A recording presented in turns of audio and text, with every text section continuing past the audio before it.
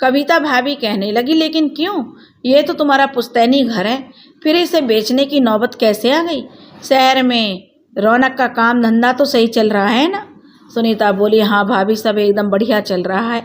तब कविता भाभी बोली, तो फिर घर क्यों बेच रहे हो? सुनीता बोली, आपके बेटे की और तरक्की के लिए भाभी, आगे बढ़ने के लिए उसको थोड़े पैसों की ज़रूरत थी, तो सोचा ये घर तो खाली पड़ा खंडर ही बन रहा है, इसलिए इसे बेचकर अपने काम को और बड़ा बनाने वाला है भाभी आपका बेटा। कविता बोली, अरे वाह, ये तो बहुत अच्छी बात है, बहुत अच्छा सोचा तुमने, तेरी तो किस्मत चमक गई सुनीता। सुनीता उनकी बातों पर बस मुस्कुरा कर रह गई। उसके बाद कविता कुछ देर बात करके अपने घर चली गई। सुनीता अपनी यादें ताज़ा करने लगी और रीना को घर की यादें और रौनक के बचपन के किस्से सुनाते देखते ही देखते घर का सामान बिक गया। 2-3 दिन घूम फिर कर वो लोग वापस अपने शहर आ गए। सुनीता घर से कुछ अपनी कीमती चीज़ें अपने साथ ले आई थी। घर बेचने से जो पैसे आए और रौनक ने उन्हें शेयर बाजार में निवेश कर दिया, जिससे रौनक की आय में वृद्धि होने लगी। कहते हैं पैसा जब किसी इंसान के पास आता है तो वह अकेले नहीं आता, उसके साथ आते लोभ, लालच, अहंकार, ईर्ष्या, पैसे का पूरा पैकेज साथ में चलता है। रौनक के पास भी जैसे जैसे आय बढ़ने लगी उसका अहंकार बढ़ने लगा। वह अपने सामने किसी को कुछ समझता ही नहीं था। शेयर बाजार में उसका निवेश बढ़ता रहा। रीना भी एकदम महारानी की तरह रहने लगी। उसके नखरे और शान शौकत में कोई कमी नहीं आई। इसके लिए वह अक्सर अपनी दोस्तों के सामने दिखावा करने के लिए महंगे कपड़े, ज्वेलरी खरीदती रहती। सुनीता उन्हें बचत करने के लिए समझाती तो रीना उन पर बरस पड़ती। पैसे का गुरूर रीना और रौनक के सिर चढ़कर बोलने लगा था। रीना केवल दिन में ही अपनी सहेलियों के साथ जाती थी, लेकिन अब वह रात भर घर से बाहर पार्टियों में जाती। सुनीता उसे रात को घर से बाहर जाने से रोकती तो रीना उन्हीं पर चिल्लाने लगती। एक रोज़ सुनीता से रहा नहीं गया। उसने रौनक से कहा, बेटा, रीना को समझा, ऐसे रात भर घर से बाहर पार्टियों में जाना, सुबह नशे की हालत में घर आना अच्छी बात नहीं है। उसकी सेहत पर बुरा असर पड़ेगा और रोहिणी, उसके दिमाग पर कितना जो दुष्प्रभाव पड़ेगा रीना की ऐसी हरकतों से। तू समझा बेटा उसे? रौनक ने हाँ में सिर हिलाकर कहा, ठीक है माँ, मैं बात करूँगा उससे, और कहकर अपने कमरे में चला गया। रौनक अपने कमरे में गया और रीना से कहने लगा, रीना, माँ कह रही थी तुम रात भर घर नहीं आती हो, यह अच्छी बात नहीं है। रीना कहने लगी, इसमें बुरी बात क्या है दीप? रौनक, मैं तो जो दोस्तों के साथ जाती हूँ, मस्ती करती हूँ, इसमें हर्ज ही क्या है? रौनक बोला, हर्ज तो कुछ नहीं, लेकिन माँ को नहीं पसंद ये सब, तो प्लीज़ यार, तुम्हें जो करना हो दिन में क्या करो, रात को पार्टीज़ में जाना बंद कर दो। रीना बोली, अच्छा, अब मैं अपनी लाइफ तुम्हारी माँ के हिसाब से जीऊँगी, उन्हें क्या पसंद है क्या नहीं, उससे मुझे कोई फ़र्क नहीं पड़ता। रौनक बोला, लेकिन माँ भी ठीक कह रही है रीना, हमारी बेटी तुम्हें रोज़ ऐसे नशे की हालत में सुबह घर आते देखे तो क्या असर होगा उसके दिमाग पर? वो क्या सोचेगी उसकी माँ कितना नशा करती है? रीना बोली, मेरी बेटी ऐसा कुछ नहीं सोचती, यह सब तुम्हारी माँ के दिमाग की गंदी सोच है। रौनक बोला, यार तुम जानती हो ना, माँ को वो थोड़े पुराने ख्यालातों की है, और यह सच भी तो है, रोज़ तुम इस तरह पियोगी तो तुम्हारे लिए भी नुकसानदायक है ना ये। रीना बोली, अब तुम ये अपनी माँ की बातें और माँ की बोली बोलना बंद करोगे, और एक वो कम नहीं है मेरा दिमाग ख़राब करने के लिए, जो अब तुम भी शुरू हो गए। रीना गुस्से में दनदनाते हुए सो गई।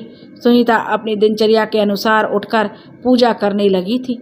उसके बाद रीना उठी और रौनक और रोहिणी के लिए नाश्ता बनाने लगी। रीना कल रात से गुस्सा थी, तो उस पर सुनीता का रोहिणी से हंसकर बोलना उसे खटक गया। उसने सुनीता से कहा, माँ, मैंने कितनी बार कहा है ना, मेरी बेटी से दूर रहा करो आप, फिर क्यों किसी ना किसी बहाने से उससे घुलती मिलती रहती हो? रीना की तेज आवाज़ से रोहिणी डर गई। सुनीता कहने लगी, मैं तो बस उसे प्रसाद दे रही थी बेटा। रीना बोली, कभी प्रसाद तो कभी कुछ और, कुछ ना कुछ तो आपका यही नाटक चलता रहता है ना हमेशा। उसकी बातें सुनकर सुनीता का मन भारी होने लगा। रीना अब कहने लगी, ये आंसू बनाकर शरीफ बनने की कोशिश मत करो, और एक बात बताइए, आपको क्या ज़रूरत है मेरे खिलाफ जो रोहन के कान भरने की? सुनीता कहने लगी। उसकी बात सुनकर रौनक की ओर निराशा और सवालिया नज़रों से देखने लगी। रीना, चुप करो, जो तुम अब बहुत हो गया। रौनक जो रीना को शांत कराते हुए बोला। रीना आवाज़ तेज़ करते हुए बोली, मैं चुप क्यों रहूं? हमेशा तुम अपनी माँ को क्यों नहीं समझाते? उन्हें क्या ज़रूरत है मेरी लाइफ में दखल देने की?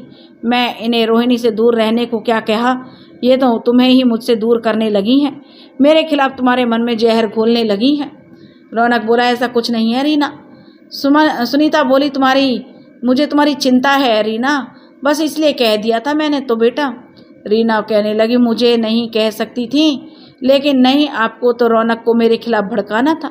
सुनीता बोली, तू गलत समझ रही है बेटा। रीना बोली, मैं हमेशा गलत समझती हूँ ना, आप तो बड़ी दूध की धुली हैं। उन्हें झगड़ता देखकर रोहिणी जोर से चिल्लाई, बस कितना लड़ते हैं आप लोग? मम्मा, आप क्यों दादी पर हर वक्त चिल्लाती रहती हैं? रौनक उसे डांटते हुए बोला, अपनी मम्मा से ऐसे बात करते हैं रोहिणी? रोहिणी भी उन्हीं की तरह चिल्लाते हुए बोली, तो आप मम्मा को क्यों नहीं बोलते पापा? वो भी तो अपनी मम्मा पर चिल्लाती हैं। उसकी बातें सुनकर जो रीना आग बबूला हो गई और गुस्से में भरी आंखें देखकर रोहिणी बुरी तरह डर गई। रोहिणी तो जो डर कर अपने कमरे में जाने लगी। रीना सुनीता पर लगातार चिल्लाती रही। सुनीता भी अपनी सफाई देते हुए उनके झगड़े से तंग आकर रौनक जोर से चिल्लाने लगा, खबरदार, अब दोनों में से किसी ने भी कुछ कहा तो मुझसे बुरा कोई नहीं होगा। रीना, चुपचाप अपने कमरे में जाओ, और माँ, आप भी अपने कमरे में जाइए। रीना अब कहने लगी, वाह रौनक वाह, अब भी तुम्हें मैं ही गलत नजर आ रही हूँ। तुम अब भी मुझ पर चिल्ला रहे हो, अपनी माँ को कुछ नहीं कहोगे? तुम्हें याद है ना तुमने मुझसे क्या वादा किया था? तुमने कहा था ना कि मैं कभी तुम पर नहीं चिल्लाऊंगा, पर लेकिन हुआ क्या? हमेशा इसका उल्टा ही होता है। रौनक बोला, सॉरी रीना, वो मैं। रीना जो रौनक की बात काटते हुए बोली, एक शब्द और नहीं रौनक, तुम्हें अपनी ये माँ मुझसे ज़्यादा प्यारी है ना, तो इनके लिए तुमने अपनी रीना से किया वादा भी तोड़ दिया। अब मैं इस घर में 1 मिनट नहीं रुकूंगी, तुम रहो अपनी माँ के साथ इसी घर में। सुनीता उसे रोकते हुए बोली, बेटा ऐसा मत कहो, घर छोड़कर मत जाओ। बहू, मैं तुम्हारे आगे हाथ जोड़ती हूँ, मान जाओ रीना बेटा। रीना बोली, आपने ये अच्छे होने का ड्रामा बंद कीजिए माँ जी। आप मन ही मन तो बहुत खुश हो रही होंगी आज। आप तो इस रिश्ते से पहले से ही खिलाफ थी। आज मैं जा रही हूँ आपके बेटे की लाइफ से दूर, अब खुशी से रहिए आप। रौनक बोला, प्लीज़ रीना, गुस्सा छोड़ दो। कहाँ जाओगी तुम? मैं तुम्हारे बिना नहीं रह सकता, प्लीज़ मत जाओ रीना। अब सुनीता बोली, गुस्सा थूक दो बेटा, मैं माफ़ी मांगती हूँ, तू घर छोड़कर मत जा। रीना कहती है, मैं रौनक से बात कर रही हूँ, आपको बीच में बोलने की कोई ज़रूरत नहीं है। रौनक रीना का हाथ पकड़कर कहता है, प्लीज़ रुक जाओ ना रीना, मैं नहीं रह पाऊंगा तुम्हारे बिना। हमारी बेटी का क्या होगा, उसके बारे में तो सोचो। सुनीता कहती है, रौनक ठीक कह रहा है रीना बेटा, अपनी ना सही तो अपनी बेटी के बारे में तो सोच, वो छोटी है अभी, उसे तुम्हारी ज़रूरत है बेटा। रौनक की बात मान ले, घर छोड़कर मत जा। रीना दांत पीसते हुए कहती है, आप फिर से बीच में बोली? मैंने कहा ना, मैं आपसे बात नहीं कर रही हूँ। मेरा हाथ छोड़ो रौनक, मैं तुम्हारी माँ के साथ एक छत के नीचे तो हरगिज नहीं रह सकती। रौनक चिल्लाते हुए बोला, माँ प्लीज़ चुप रहिए आप, वो बोल रही है ना, बीच में मत बोलिए। फिर भी आपको बीच में बोलना जरूरी है क्या? थोड़ी देर हमें अकेला छोड़ नहीं सकती क्या? पापा तो अपाहिज थे, तो खुद की तो पर्सनल लाइफ रही है ना, और हमें कभी प्राइवेसी नहीं देती। मैं हाथ जोड़ता हूँ आपके आगे माँ, प्लीज़ हमें अकेला छोड़ दीजिए। रौनक के यह सब सुनीता के दिल में तीर की तरह चुभ गए। वह आंसू बहाते हुए अपने कमरे में चली गई। रीना अब भी गुस्से में चिल्लाते हुए बोल रही थी, मैं इस घर में नहीं रहूंगी रौनक, अपनी माँ को यहाँ से कहीं दूर भेजो, मैं इनके साथ एक छत के नीचे नहीं रह सकती। रौनक उसे समझाने लगा कि माँ इस उम्र में कहाँ जाएगी अकेली, गांव वाला घर भी बेच दिया है, नहीं तो उन्हें मैं गांव भेज देता। रीना बोली, उनके किसी रिश्तेदार के यहाँ भेज दो या कहीं भी भेजो, लेकिन मैं उनके साथ अब और नहीं रह सकती। पहले मेरी बेटी और अब वह मुझसे तुम्हें दूर करने लगी हैं। रौनक बोला, कहाँ भेजूं मैं उन्हें? उनका तो कोई ऐसा रिश्तेदार भी नहीं है, सड़क पर तो नहीं छोड़ सकता ना रीना उन्हें। रीना बोली, मैंने कब कहा है सड़क पर छोड़ो, मैं तो खुद जा रही हूँ यहाँ से अपने घर, तुम रहो अपनी माँ के साथ सकून से इस घर में। रौनक बोला रीना के कंधों को पकड़ते हुए, अच्छा ठीक है, मैं देखता हूँ कुछ, पर तुम कहीं नहीं जाओगी प्लीज़। रीना मुंह बनाते हुए बेड पर बैठ गई और बोली, तुम उन्हें ओल्ड एज होम में क्यों नहीं छोड़ आते? हमारा पीछा तो छूटे। रौनक हैरानी से बोला, ये क्या कह रही हो रीना तुम? माँ को वृद्धाश्रम कैसे? लोग क्या कहेंगे? हमने माँ को घर से निकाल दिया।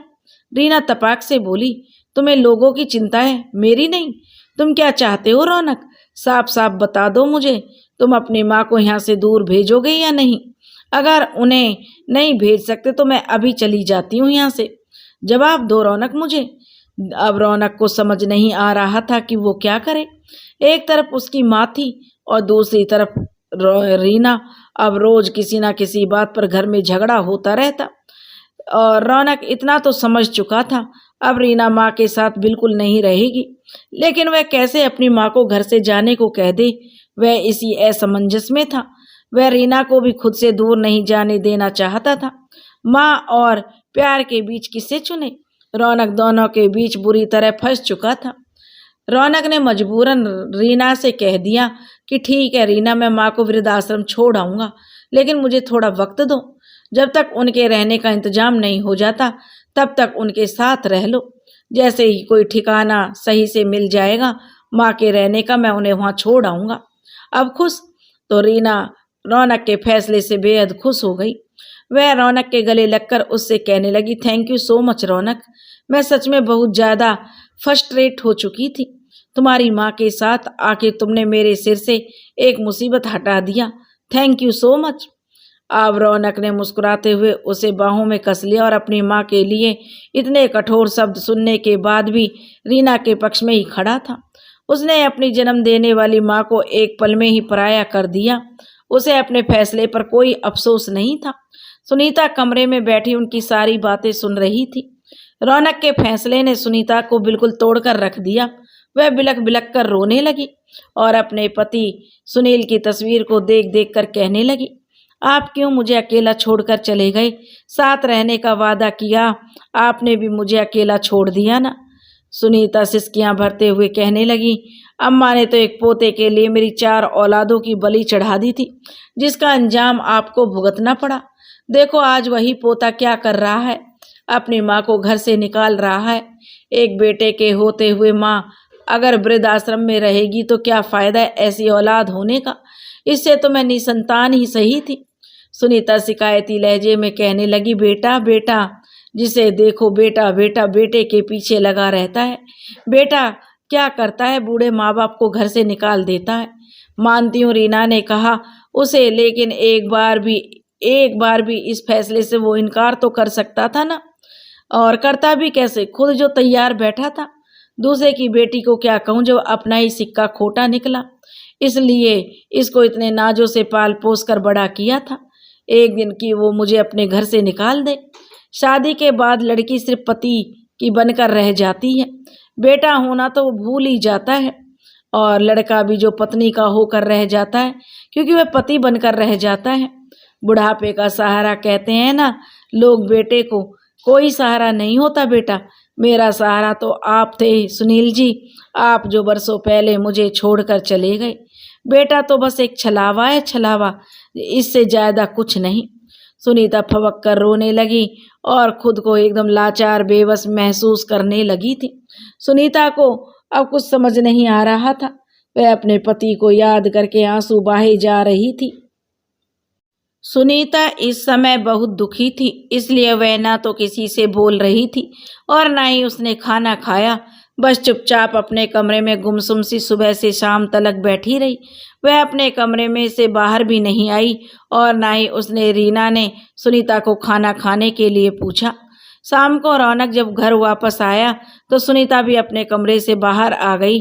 वह रौनक से कहने लगी, रौनक मैं सोच रही थी मैं घर से कहीं दूर चली जाऊं कुछ दिन के लिए। रौनक और रीना हैरानी से उसे देखने लगे और सोचने लगे अचानक माँ को क्या हो गया है जो खुद ही घर से जाने की बात कर रही है। कहीं इन्होंने हमारी सारी बातें तो नहीं सुन ली। दोनों के मन में एक जैसे सवाल थे, लेकिन रीना खुश थी और रौनक थोड़ा हिचकिचा रहा था। वह दबी सी आवाज में पूछने लगा, माँ आप कहाँ जाएंगी और क्यों? सुनीता रौनक के सिर पर अपनी माँ को घर से निकालने का इल्जाम भी नहीं लगाना चाहती थी, इसलिए उनकी हरकतों पर पर्दा डालते हुए कहने लगी, रीना मेरे साथ तंग हो जाती है इस घर में। मैं ठहरी पुराने जमाने की और बार बार उसे रोक टोक करती रहती हूँ। कुछ दिन अलग रहूंगी, बाहर की दुनिया देखूंगी तो मैं भी नए नए अनुभव कर पाऊंगी। घर में शांति भी बनी रहेगी और तुम दोनों भी खुश रहोगे।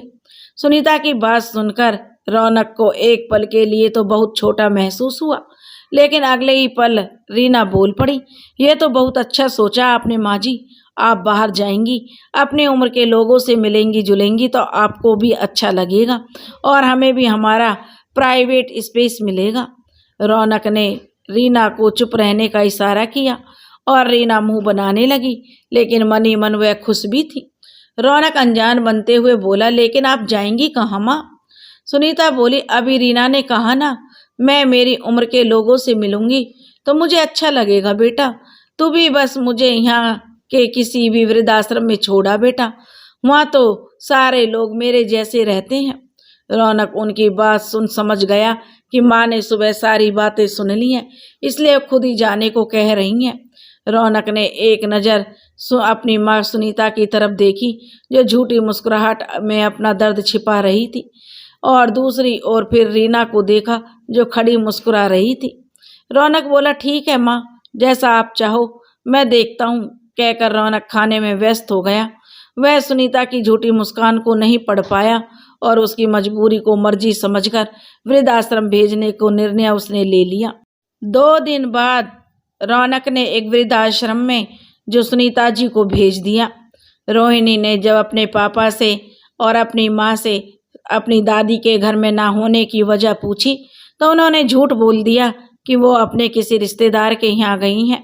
सुनीता जी वृद्धाश्रम तो चली गई, लेकिन वहाँ उसे कुछ भी अच्छा नहीं लगता। उसे हर वक्त घर की याद आती। वह अपने नसीब को कोसती। वृद्धाश्रम के मालिक जो वहाँ की एक महिला थी जिसका नाम दिव्या था, वह एक सुनीता को हर वक्त इस तरह उदास देखकर थोड़ी चिंतित हुई। एक रोज वह सुनीता को सबके बीच लेकर बैठी और सबसे उसका परिचय कराया। दिव्या सुनीता से कहने लगी, आंटी जी, आप किसके लिए इतना दुखी हो रही हैं? उस बेटे के लिए जिसने आपको यहाँ छोड़ने के से पहले एक बार भी आपके बारे में नहीं सोचा। सुनीता कहने लगी, उसे मेरी फिक्र नहीं, लेकिन मैं तो माँ हूँ ना बेटा, मेरा मन तो अपने बेटे में ही लगा रहता है। मैं चाहकर भी नहीं भूल पाती, जिस बेटे के लिए मैंने सब किया वो मुझे इस मोड़ पर छोड़ देगा। दिव्या कहने लगी, आंटी जी, आप ठीक कह रही हैं। आप यहाँ जितने भी लोग देख रही हैं ना, उन सब के साथ यही हुआ है। ये इनसे मिली आंटी जी। तभी दिव्या एक व्यक्ति की ओर इशारा करते हुए बोली, ये शंकर अंकल हैं, जानती हैं इनके साथ क्या हुआ? सुनीता ने एक नज़र शंकर की ओर देखा जो दर्द भरी हंसी लिए बैठे था।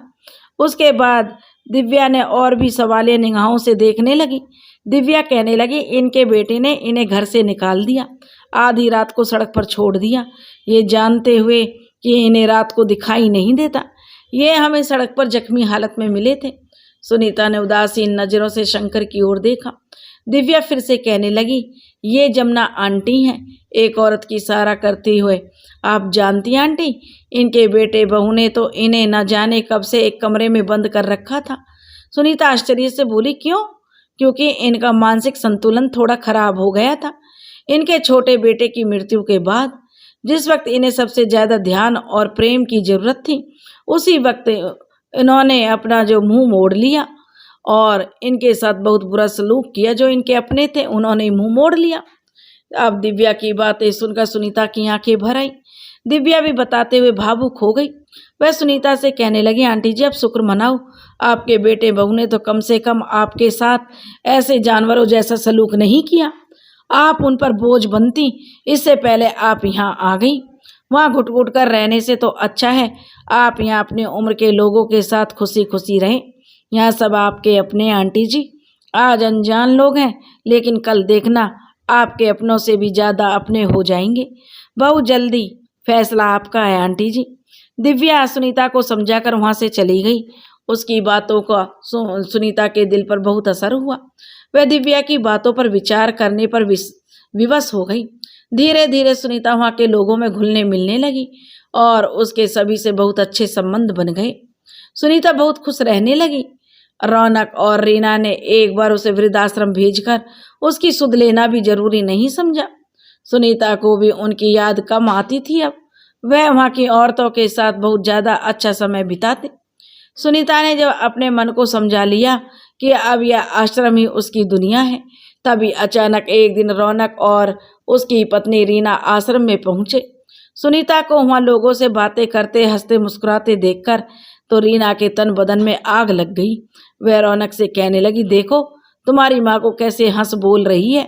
इन्हें देखकर तो ऐसे लगता है जैसे यहाँ कितनी खुश हैं, और जाते जाते हमें ना जाने कौन सी बद्दुआ दे गई कि हमारा जो सब कुछ लुट गया, हम सब कुछ हार गए, हमारी खुशियों को ना जाने कौन सा ग्रहण लगा गई।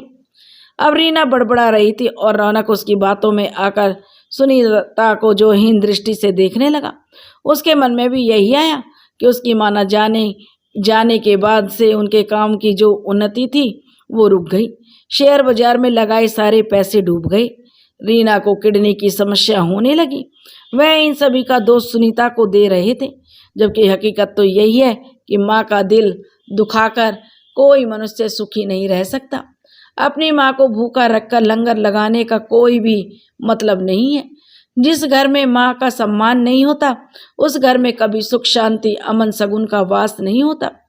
रौनक मुंह बनाते हुए बोला, तुम अपनी जबान पर थोड़ा लगाम रखो। हम यहाँ माँ को घर ले जाने के लिए आए हैं, लेकिन अगर ऐसे ही माँ को अब सब बोलती रहोगी तो क्यों हमारे साथ घर चलेंगी। अगर तुम चाहती हो कि माँ घर चले तो थोड़ा संयम से काम लेना सीखो, समझी। रीना रौनक की बात सुनकर चुप हो गई। वो दोनों सुनीता के पास गए। उन्हें देखकर सुनीता बहुत खुश हो गई। उसके मन में एक आस जगी कि उसके बेटा बहू उसे घर वापस ले जाने आए हैं। रौनक ने पैर छूकर अपनी माँ का आशीर्वाद लिया और रीना को भी पैर छूने का इशारा किया। सुनीता आंखों में आंसू भरकर बोली, कैसे हो बेटा। तो रौनक बोला, मैं ठीक हूँ माँ, आप कैसी हैं। सुनीता बोली, मैं कैसी होंगी तेरे बिना, तू अचानक यहाँ कैसे। रीना बोली, हम आपको घर वापस लेने आए हैं माँ। सुनीता खुश होकर कहने लगी, तुम सच में मुझे ले जाने आए हो बेटा। तब वह कहने लगी, दिव्या, शंकर भाई देखो, मेरा बेटा बहू मुझे घर वापस ले जाने आए हैं। सुनीता शोर मचा मचा कर सबको बताने लगी उसका बेटा उसे घर वापस ले जाने आया है। उसकी खुशी का तो कोई ठिकाना नहीं था। सभी सुनीता के लिए बेहद खुश थे। रौनक ने जो रीना से कहा, रीना जाओ माँ का सामान ले आओ, हम घर चलते हैं। और सुनीता जल्दी से भागकर अपने कमरे में गई और बिजली सी फुर्ती के साथ हवाई घोड़े पर सवार अपना सामान समेटने लगी। अब रीना उसकी मदद करने लगी। सुनीता वहाँ सबको अलविदा कहकर अपने घर लौट आई। घर आकर उसे इतना अच्छा महसूस हो रहा था जिसे वो शब्दों में बयान नहीं कर पा रही थी। अब रोहिणी भी सुनीता को देखकर बहुत खुश थी। अगले दिन रीना और रौनक डॉक्टर के पास गए और रीना की सर्जरी के लिए उन्हें डेट मिल गई।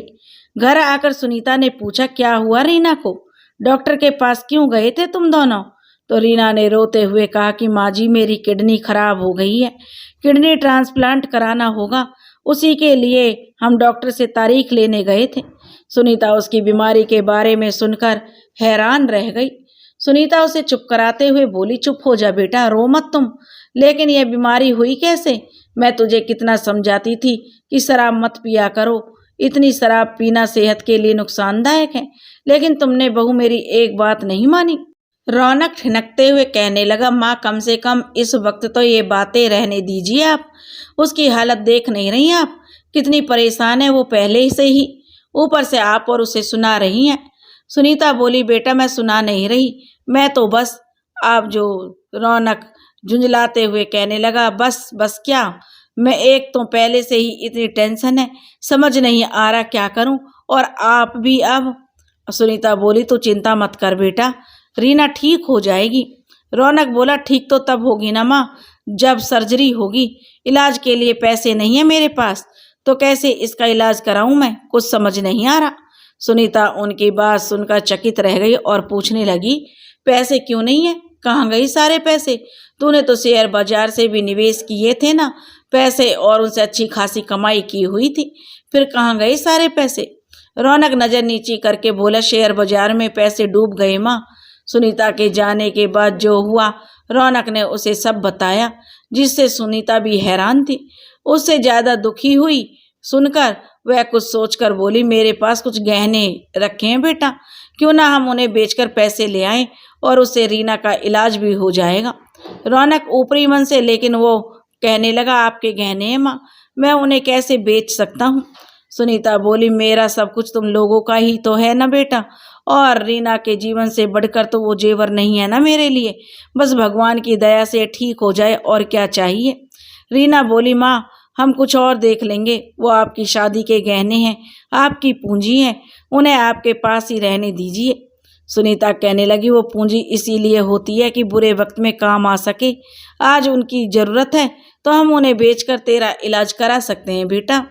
सुनीता ने अपने सारे जेवर लेकर रौनक को दे दिया और उसे बेचकर रीना के इलाज कराने को कहा। रौनक ने गहने रख लिए और सुनीता के जाने के बाद जो रीना रौनक से कहने लगी, शुक्र है तुम्हारी माँ ने खुद ही गहने दे दिए, मैं तो सोच रही थी कहीं मना ना कर दे घर की तरह, मुझे तो बड़ी टेंशन हो रही थी। रौनक भी कहने लगा, टेंशन तो मुझे भी हो रही थी रीना, समझ नहीं आ रहा था माँ से कैसे जेवर मांगूं। वो तो अच्छा हुआ उन्होंने खुद ही हमें गहने दे दिए। अब कल के कल ही मैं इन्हें बेचकर तुम्हारी सर्जरी कराता हूँ ताकि तुम ठीक हो जाओ। रौनक ने गहने बेचकर रीना के इलाज के लिए अस्पताल में जमा करा दिए और उसका ऑपरेशन कामयाब हो गया। 3 महीने के लिए रीना पूरी तरह बेड रेस्ट पर रही और सुनीता उसकी पूरी देखभाल करती रही। सुनीता घर और रोहिणी और रीना सबको बहुत अच्छे से संभालती। रीना जब ठीक हो गई और खुद से काम करने लगी, चलने फिरने लगी, तो उसे सुनीता से कहा, माँ अब मैं ठीक हूँ, आपने जो किया मेरे लिए, मेरा जितना ध्यान रखा उसके लिए थैंक यू।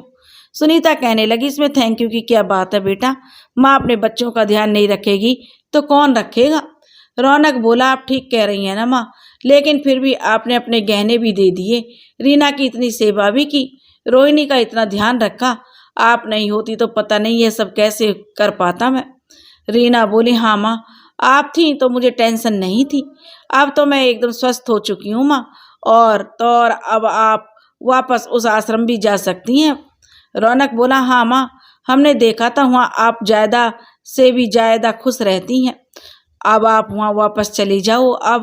अब रीना भी ठीक हो गई है तो कोई काम की दिक्कत नहीं है। उनकी बातें सुनकर सुनीता के पैरों तले जमीन खिसक गई। किस्मत ने उसके साथ इतना भद्दा मजाक जो किया था। सुनीता को लगा कि उसके बच्चे उसे अपना मानते हैं इसलिए लेकर आए हैं, लेकिन सच तो ये था कि सुनीता को सिर्फ अपने मतलब के लिए वो लोग घर लाए थे और मतलब पूरा होते ही उन्होंने सुनीता को वापस आश्रम जाने को कह दिया। पिछली बार से भी ज़्यादा तकलीफ सुनीता को इस बार पहुंची उनकी बातों से। वह बहुत ज़्यादा दुखी हुई। सुनीता उनके फैसले को नकार नहीं पाई क्योंकि वह भी जानती थी घर में रहने का कोई भी फायदा नहीं है जब उसके बच्चों के दिल में उसके लिए प्यार और सम्मान ही नहीं है। सुनीता अगले ही दिन सीधे आश्रम चली गई। सुनीता को फिर से वहां देखकर उसके साथ जो हुआ वो जानकर सभी लोग बहुत ज्यादा क्रोधित हुए। उनका गुस्सा रौनक और रीना के लिए कई शब्दों से साफ झलक रहा था। सुनीता इस बार टूटकर पूरी तरह बिखर गई थी, लेकिन सुनीता ने खुद को संभाला। देखते ही देखते उस वृद्धाश्रम में 2 और महीने कैसे बीत गए सुनीता को पता नहीं चला। आश्रम में एक और महिला आई जिसे उसके बेटा और बहू छोड़कर गए थे। सुनीता उसे वहां देखकर दंग रह गई। वह रोते बिलखते हुए सुनीता की तरह ही उस आश्रम में आई थी। सुनीता को वहां देखकर वह औरत स्वयं भी चकित रह गई। वह रोते हुए सुनीता के गले लग गई और सुनीता ने उसे उसी तरह संभाला जैसे दिव्या ने उसे संभाला था। पहले दोनों से परिचित होने के कारण वह सुनीता बहुत अच्छी सहेली बन गई। एक दिन रोहिणी के स्कूल में उसकी शिक्षिका ने कहा, बच्चों जैसा आप सभी जानते हैं आज ग्रैंड पेरेंट्स डे है, तो हम आप सभी को एक ऐसी जगह लेकर जाना चाहते हैं जहां आप सभी अपने ग्रैंड पेरेंट्स की उम्र के लोगों से मिलोगे और उनके साथ ढेर सारी मस्ती करोगे। उनसे कहानियां सुनने को मिलेंगी जिससे हम उन्हें थोड़ी खुशी दे पाएंगे। वो हमें तो क्या आप सब तैयार हैं ना? अब हम सब उनसे मिलने के लिए चलेंगे। सभी बच्चे एक साथ जोर से चिल्लाए, यस मैम, और हम सभी अभी जाना चाहेंगे आपके साथ, हमें भी स्टोरी सुननी है, मस्ती करनी है। सब बच्चे एक साथ बोले। स्कूल की ओर से सभी बच्चों को जो उस आश्रम में ले जाया गया। सभी बच्चे बहुत ज़्यादा उत्साहित थे। जैसे ही वो लोग वृद्धाश्रम पहुँचे, आश्रम में रहने वाले सभी बुजुर्गों के चेहरे खिल उठे। सभी उन बच्चों के रूप में अपने पोते पोतियों को याद करने लगे। बच्चों की खुशबू होती ही ऐसी है, जहाँ जाती है खुशी बखेर देती है। बच्चे और बड़े सभी एक साथ में मस्ती करने लगे। रोहिणी ने वहाँ अपनी दादी सुनीता को उसी महिला के साथ देखा जो वहाँ सुनीता के बाद आई थी। रोहिणी भागकर सुनीता के पास गई और उसे देखकर सुनीता सकपका गई। वह सोचने लगी, रोहिणी यहाँ कैसे आ गई? उसे यहाँ नहीं आना चाहिए था। रोहिणी सुनीता से कहने लगी, दादी आप यहाँ? पापा ने तो कहा था आप अपने किसी रिश्तेदार के घर गई हैं। अब समझ में आया आप तो यहाँ हैं। ये सभी आपके रिश्तेदार हैं दादी। अब रोहिणी अपनी नासमझी और मासूमियत से क्या बोलती, उसे भी नहीं पता था। रोहिणी की बात सुनकर सभी हैरानी से सुनीता और रोहिणी को देखने लगे। सभी को सुनीता के लिए बेहद बुरा लगा कि उसकी पोती वहाँ अचानक इस तरह उसके सामने आ गई। सुनीता ने खुद को संभालते हुए रोहिणी को गले से लगाया और उसका चेहरा चूम लिया। वह रोहिणी से कहने लगी, हाँ बेटा, ये सब ना मेरे दोस्त हैं, तुम मिलोगी सबसे? रोहिणी ने खुशी से उछलते हुए कहा, हाँ। तो सुनीता ने वहाँ के एक एक सदस्य से रोहिणी का परिचय कराया। सभी ने सुनीता का साथ दिया और किसी ने भी रोहिणी को इस बात की भनक तक नहीं लगने दी कि वह दादी के किसी रिश्तेदार का घर नहीं है, बल्कि उसके पिता की शर्मसार करने वाली हरकत है। सबने मिलकर बच्चों के साथ खूब मस्ती की। जाते वक्त रोहिणी सुनीता को अपने साथ घर ले जाने की जिद करने लगी। सुनीता ने उसे कुछ दिन वापस लौटने को कहकर उसे वापस भेज दिया। उसके जाने के बाद सुनीता फूट फूट कर रोने लगी। अभी उसे जो सारे आश्रम वाले संभालने लगे। रोहिणी ने घर जाकर अपनी माँ को नहीं बताया कि वह दादी से मिली थी, क्योंकि उसे डर था कि कहीं उसकी माँ उसको फिर से जो उस पर हाथ न उठा दे। रात को जब रौनक काम से लौटा तो रोहिणी भागकर उसकी गोद में चढ़ गई। रोहिणी बड़ी खुश थी। यह देखकर रौनक खुश होते हुए बोला, क्या बात है, आज तो मेरी बेटी बड़ी खुश लग रही है।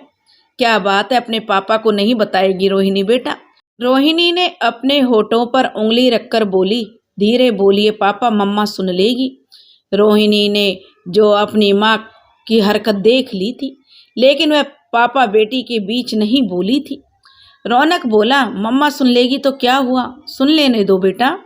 तब रोहिणी बोली, नहीं नहीं, मम्मा गुस्सा करती है फिर, आप भी धीरे बोलिए पापा। रौनक धीरे से बोला, ठीक है, तो पापा को बताओ क्या बात है।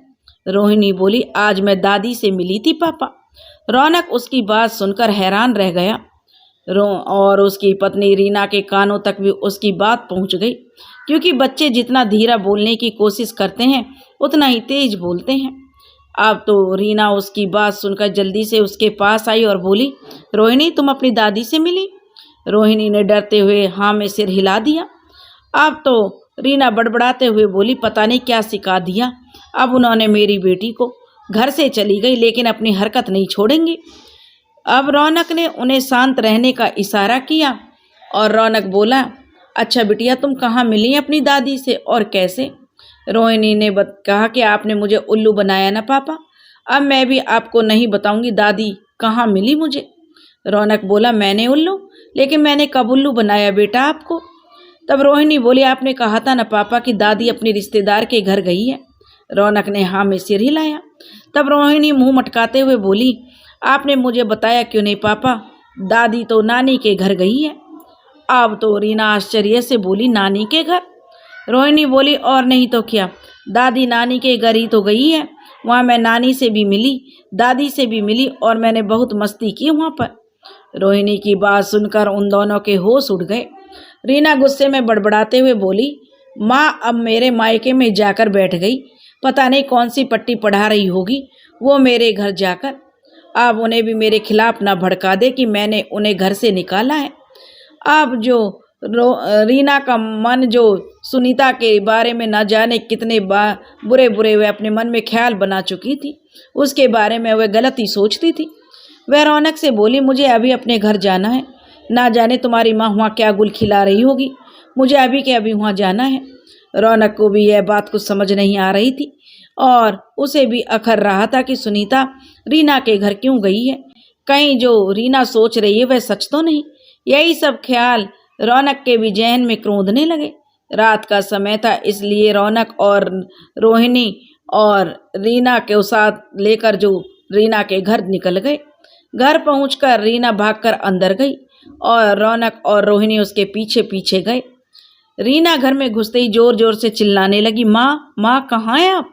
उसकी आवाज़ सुनकर उसके भाई भाभी वहाँ आए और उन सभी को अचानक घर पर देखकर हैरान भी हुए, उससे ज़्यादा खुश भी हुए। रोहिणी अपने भाई से पूछने लगी, भाई माँ यहाँ आई है क्या? कहाँ है वो? मुझे मिलना है उनसे। अब रीना की भाभी कहने लगी, क्या हुआ दीदी, आप अचानक से यहाँ इस तरह से? आपकी सास यहाँ क्यों आएंगी भला? रीना बोली, रोहिणी ने बताया कि दादी नानी के घर है, इसलिए हम यहाँ चले आए। अब रीना का भाई बोले, इसने कहा और तुमने मान लिया? तू खुद सोच, तेरी सास हमारे घर आएगी तो क्या तुझे बताकर नहीं आएगी या कोई और बात है? रौनक बोला, नहीं नहीं, कोई और बात क्या होगी, वो तो बस रोहिणी ने कहा और वो आज आपके घर आई थी और दादी से भी मिली तो बस हम लोग भी आ गए। अब रीना का भाई हैरान होकर रोहिणी से बोला, रोहिणी हमारे घर? तुम लोग नशा करके आए हो क्या? क्या बोल रहे हो यार? रोहिणी कब आई बेटा हमारे घर? रोहिणी, बेटा आपने झूठ क्यों बोला मम्मा पापा को?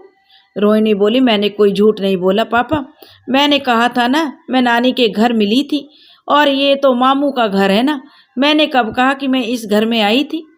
आप जो रीना चिल्लाते हुए बोली, व्हाट नॉनसेंस रोहिणी, कभी कहती हो नानी के घर मिली थी, कभी कहती हो मैं यहाँ कब आई थी, ये क्या लगा रखा है तुमने? रोहिणी डरते हुए बोली, मैं नानी के दूसरे घर पर मिली थी मम्मा। अब रीना बोली, दूसरा घर? रीना को अब कुछ समझ नहीं आ रहा था। उसके भाई भाभी उसे कुछ बोल भी नहीं रहे थे। रीना उन्हीं से पूछने लगी, भाई मम्मी कहाँ है? मैं इतना तेज बोली कि फिर भी नहीं आई बाहर, घर पर नहीं है क्या वो? रीना के सवाल सुनकर उन दोनों की नज़रें नीची हो गईं। रीना ने फिर से यही सवाल पूछा कि मम्मी कहाँ है? तो रीना का भाई कहने लगा, मम्मी को जो ना हम वृद्धाश्रम छोड़ आए हैं। उनका जवाब सुनकर रीना के होश उड़ गए। रीना चिल्लाते हुए बोली, आपकी हिम्मत कैसे हुई भाई इतना गलत निर्णय लेने की? आपने अपनी सगी माँ को वृद्धाश्रम भेज दिया, आप ऐसा कैसे कर सकते हैं? रीना के हर एक शब्द पर उसकी आवाज़ तेज होती गई। रीना का भाई कहने लगा, मैं रोज रोज के इन सास बहू के झगड़े से तंग आ गया था। बात बात पर रोकना टोकना, जब देखो ये दोनों कुत्ते बिल्लियों की तरह लड़ती और मुझे इनके बीच में पिसना पड़ता, इसलिए मैंने माँ को वहाँ भेज दिया। अपने भाई और भाभी की बातें सुनकर रीना जो सहम रह गई और उसके भाई भाभी ने भी अपनी नज़रें झुका ली। रीना उन पर बरसते हुए बोली, वो माँ है आपकी भाई, अगर वो कुछ कहती भी है तो आपके भले के लिए कहती होगी ना, आपने उन्हें घर से निकाल दिया। इतना बोझ लग रही थी मम्मी तो मुझे बोल देते, मैं उन्हें अपने साथ ले जाती, वहाँ छोड़ने की क्या ज़रूरत थी? अब रीना का भाई और भाभी जो मौन सादे खड़े थे तो रौनक को उनकी बातें सुनकर एहसास होने लगा, उसने भी अपनी माँ के साथ कितना गलत किया। रीना चीखते हुए बोली, मैं जा रही हूँ वहाँ से माँ को वापस लेने और अब मैं माँ को जो मैं अपने साथ रखूँगी। चलो रौनक। रीना गुस्से में पैर पटकते हुए रौनक को साथ लेकर वृद्धाश्रम पहुँच गई। वहाँ उसने बगीचे में एक सीमेंट पर की जो बेंच पर बैठी हुई अपनी माँ को देखा।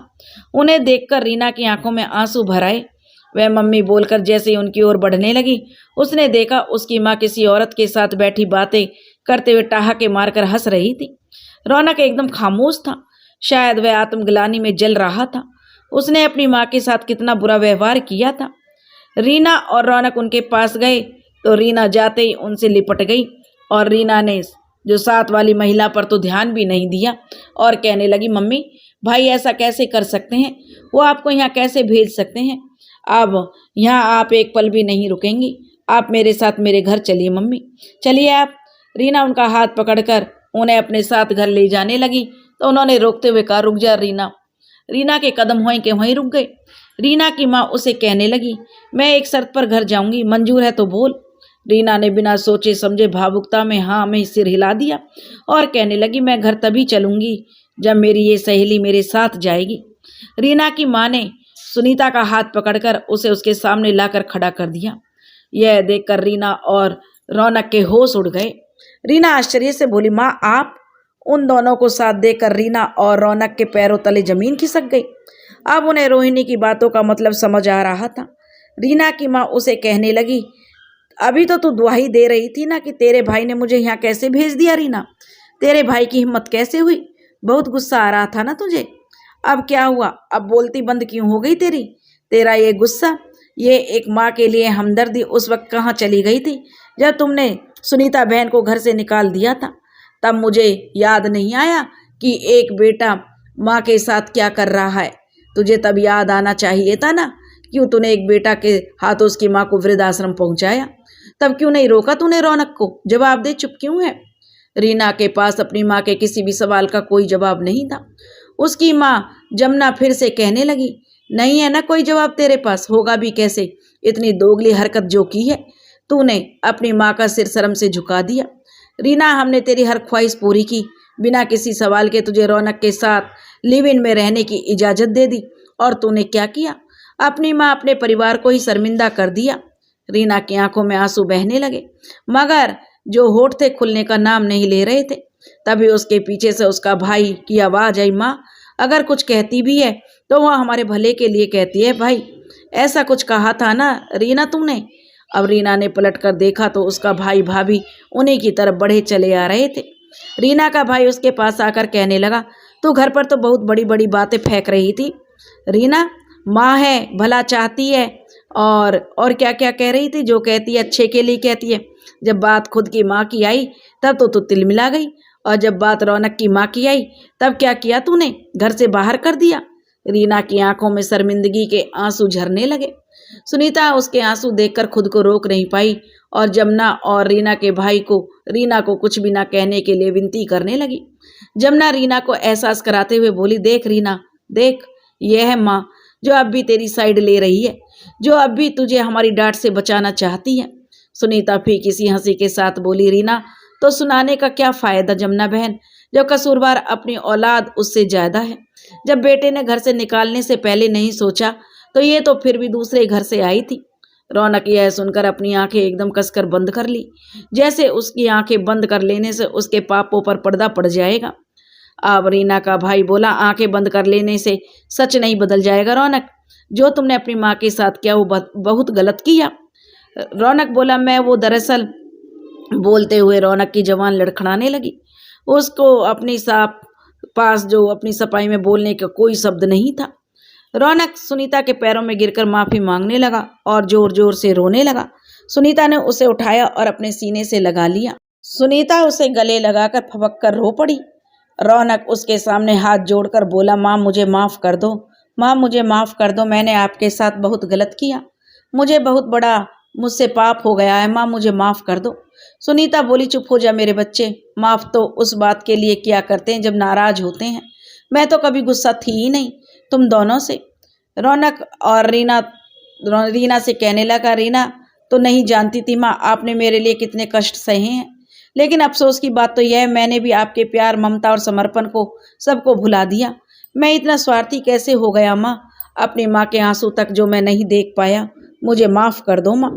सुनीता आंसू पोंछकर कहने लगी, कर दिया माफ़, चल अब रोना बंद कर।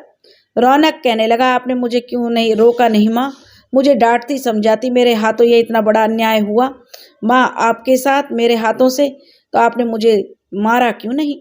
मैं अपने दम में इतना चूर हो गया था माँ कि बस रीना के अलावा कुछ दिखाई नहीं देता था। मैं खुद को इसके लिए कभी माफ़ नहीं कर पाऊँगा, हो सके तो आप माफ़ कर देना माँ अपने इस कपूत बेटे को। सुनीता बोली, तूने अपनी गलती का एहसास किया बेटा, तुझे इसका पछतावा है, इससे बड़ा प्रायश्चित और कुछ नहीं हो सकता। तू अपने मन पर कोई बोझ मत रख रौनक, क्योंकि मैं तो बस तुम दोनों की खुशी चाहती थी, तुम्हें आत्मग्लानि में जलते नहीं देख सकती बेटा। जमुना बोली, रीना की माँ देख, ये होती है माँ रीना, देख ना तेरी सास जो है एक माँ से भी ज़्यादा प्यार करती है, एक पल में अपने बच्चे की बड़ी से बड़ी गलती माफ़ कर देती है, और एक होती है तुम जैसी संतान जो उस माँ को इंसान नहीं बोझ बना देती हो। सही कहते हैं लोग, पूत कपूत हो सकता है लेकिन माता कुमाता कभी नहीं हो सकती।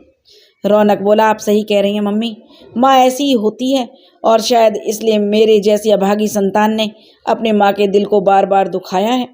रौनक ने रोना बंद करके कहा, माँ चलिए अब आप यहाँ एक सेकंड नहीं रुकेंगी, आप हमारे साथ घर वापस चलिए। रीना अभी तक चुप्पी साधी हुई थी, जिससे सुनीता को लगा शायद रीना नहीं चाहती कि वह घर जाए। इसलिए सुनीता कहने लगी, मैं घर वापस नहीं चलूंगी बेटा, अब यही मेरा घर है, मुझे यहाँ बहुत अच्छा लगता है सबके साथ, सब मेरे दोस्त बन गए हैं यहाँ, तुम जाओ बेटा घर। रीना उनके सामने हाथ जोड़कर पलके झुकाए रोते हुए बोली, माँ प्लीज अपने घर चलिए। रीना अपने किए पर शर्मिंदा होने लगी, जोर जोर से रोने लगी। सुनीता ने उसे गले लगा लिया और वो भी रो पड़ी। कुछ रोने के बाद कुछ देर में जो रीना अपनी माँ और सास दोनों को हाथ थाम कर कहने लगी, आप दोनों यहाँ बिल्कुल नहीं रहेंगी, आप अभी हमारे साथ हमारे घर चलेंगी दोनों। रीना की हाँ में हाँ मिलाते हुए रौनक ने भी कहा, आप हमारे साथ रहेंगी माँ, चलिए, आपकी जगह वो है ये नहीं। यह सुनकर सुनीता को थामकर अपने साथ ले जाने लगा। उन्होंने एक कदम बढ़ाया ही था कि जो रीना का भाई बोला, तू माँ को अपने साथ क्यों ले जा रही है? रीना, माँ वहीं रहेगी जो उसकी असली जगह है, तू मम्मी को अपने साथ ले गई तो लोग मेरे बारे में गलत सोचेंगे। रीना हैरानी से कहने लगी, भाई आप अब भी मम्मी को यहाँ छोड़ना चाहते हैं? इतना सब होने के बाद भी आप क्या चाहते हैं कि माँ यहाँ रहे? जमुना ने मुस्कुराते हुए रीना से अपना हाथ छुड़ा लिया और अपने बेटे के पास जाकर खड़ी हो गई। तो रीना की भाभी बोली, दीदी मम्मी आपके साथ नहीं बल्कि हमारे साथ रहेंगी। रीना बोली, आप सच कह रही हैं भाभी? जमुना बोले, उन्होंने तो मुझे घर से कभी निकाला ही नहीं था बेटी। सुनीता आश्चर्य से बोली, फिर आप यहाँ क्यों? जमुना बहन, आप अपना घर छोड़कर यहाँ क्यों चली आई? जमुना कहने लगी, अपने इस बेवकूफ़ी बेटी को जो अकल देने के लिए मुझे यह नाटक करना पड़ा। उनकी बात सुनकर रीना, रौनक और सुनीता तीनों हैरान थे। अब रीना का भाई हंसते हुए कहने लगा कि एक दिन मैंने सुनीता आंटी को यहाँ इस आश्रम में देखा तो मुझसे रहा नहीं गया। मैंने जो आश्रम वालों से बात की तो उन्होंने मुझे बताया कि इनके बेटे बहू इन्हें यहाँ छोड़कर गए हैं। तुम दोनों को हम सीधे तरीके से जाकर बोलते कि सुनीता आंटी को घर ले आओ तो तुम हमारी बात कभी नहीं मानते। अगर दबाव में आकर मान भी लेते तो उनका फिर में घर से में जो यही दुर्दशा होती, तुम उनकी कोई कदर नहीं करते। जमुना आगे कहने लगी, इसलिए मैं खुद यहाँ चली आई ताकि सुनीता बहन को भी अकेलापन ना लगे और उन्हें जो तकलीफ मेरी बेटी ने दी है वो भी कुछ कम कर सकूं। अपनी बेटी की गलती पर पर्दा तो नहीं डाल सकती, लेकिन उसकी गलतियों को सुधारना समझाना भी तो मेरा फर्ज है। रोहिणी के स्कूल वालों ने जानबूझकर उसे यहाँ बुलाया था ताकि सुनीता रोहिणी से मिल सके। उसने तुम्हें घर जाकर कहा और तुम दौड़े चले आए। वह सुनीता से अपनी बेटी के किए की माफ़ी मांगने लगी। सुनीता उनके गले लगकर उनका आभार व्यक्त करने लगी। सुनीता कहने लगी, आपने तो समधन होने का पूरा फर्ज निभाया है। आप रीना का भाई और रीना की भाभी अपनी सास को अपने साथ वापस घर ले गए और सुनीता रौनक के घर चली गई। रीना और रौनक इतने शर्मिंदा थे कि वह सुनीता से नजरें नहीं मिला पा रहे थे। उन्हें अपनी भूल का आभास हो चुका था। एक हंसते खेलते परिवार की तरह सभी साथ साथ रहने लगे। रौनक भी अब बरकत करने लगा, क्योंकि कहते हैं ना, माँ का दिल दुखाने वाले को तो नरक में भी जगह नहीं मिलती। उसका धन धान्य सब छिन जाता है, घर से लक्ष्मी का वास चला जाता है, शगुन चला जाता है। लेकिन सुनीता के घर लौटने के साथ ही उनके घर की खुशियाँ और रोहिणी के चेहरे की खिलखिलाती हंसी सब कुछ वापस लौट आया और सभी फिर से प्रसन्नता से बिना किसी द्वेष भावना के साथ रहने लगे। सुनीता ने भी अपने बहू बेटे को दिल से माफ़ कर दिया था। अब वही रीना और रौनक अपनी माँ की खूब सेवा करते थे। दोस्तों, रीना की माँ ने जो फैसला लिया था वह अच्छा ही लिया था, जिससे उसकी बेटी को उसकी भूल का एहसास हो। दोस्तों, अगर आपको यह कहानी पसंद आई हो तो प्लीज़ हमारे चैनल को सब्सक्राइब करें, वीडियो को लाइक करें और शेयर करें। राधे राधे।